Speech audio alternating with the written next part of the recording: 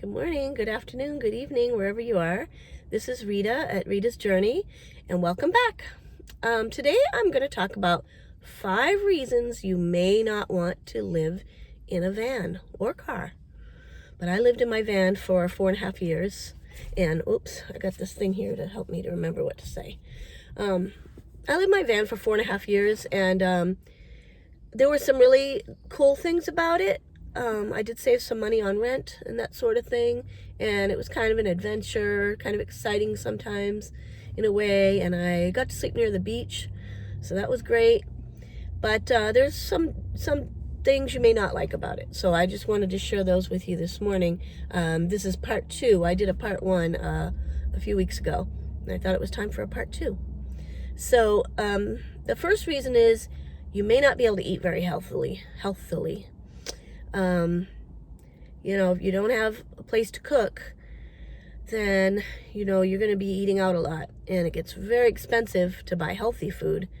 So then you end up, if you can't afford a lot of healthy food, restaurants, then you're going to end up eating fast food, and that's really bad for you, of course. And I gained a lot of weight during that time.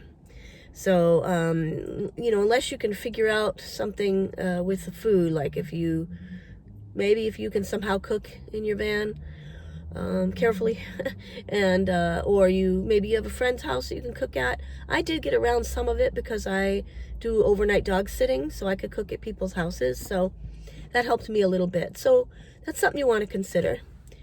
Number 2, might not be safe, and that's probably what most people think of when they think of van living or car living. Is it safe? I was always very, very careful for people not to see me, at least I think they didn't. I wouldn't make a big issue when I got to where I was going to sleep. I would just be all ready for bed and just immediately just walk to the back of the van. So in my mind, I wasn't drawing a lot of attention, but at the same time, if people see the same vehicle at the beach all the time, they might start to wonder if you're sleeping down there. So something to consider. Because somebody could not know you're in there and just want to steal your radio or something like that. And I don't think I would have been a big target for that. I didn't have expensive radios in my car, in my van. But, it's something to consider. Number 3, mental health. So my daughter mentioned something, and she didn't really relate it to the van experience, but she said something about, Mom, you don't need to be afraid to take up space in the world.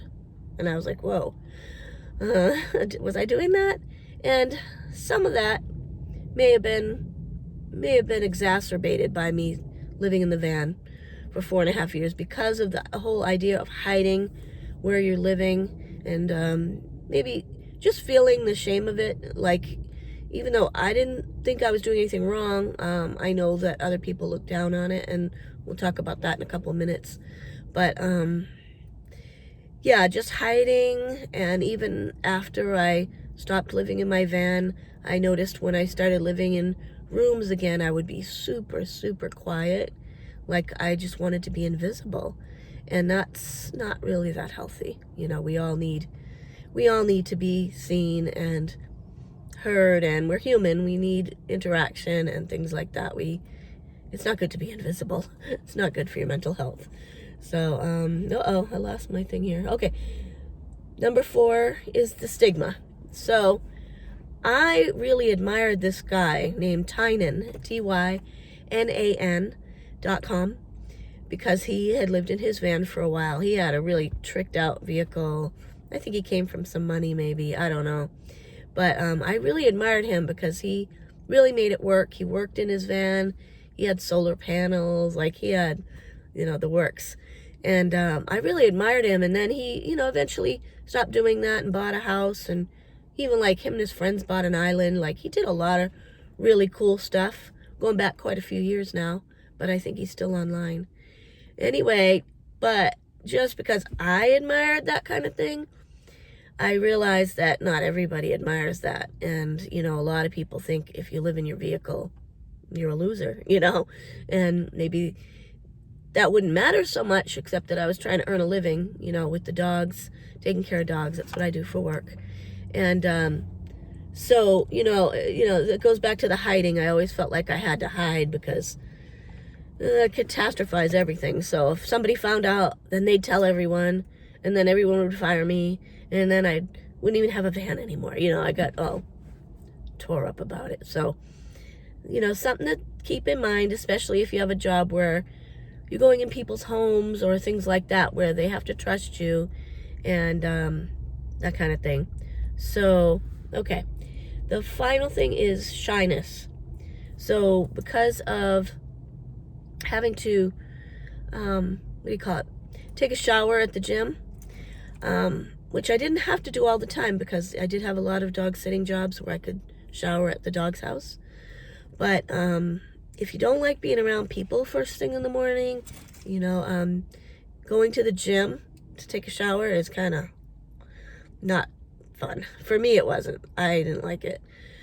So, if you feel like that, you might want to get an RV, maybe a small RV where you can take a shower and maybe cook, So those are my 5 things that you want to consider that, before you start living in your vehicle, because they are real things. And sort of once you take the leap and start doing it, it's not that easy to get yourself back into the mindset of being housed again. I know that sounds weird, but I thought I was going to do it forever. And then this woman, it's a long story, but this woman's like, oh, I can get you free housing, blah, blah. So I was like, okay. I kind of went along with her little game for a while, and that it didn't work out as I did not expect it would. But it kind of got the juices going again, and I just thought about it and thought, I'm ready to move on and get, rent a room. So it worked out. But anyway, if you have any questions, please leave them in the comments. Please like and subscribe, and have an awesome day. Bye-bye.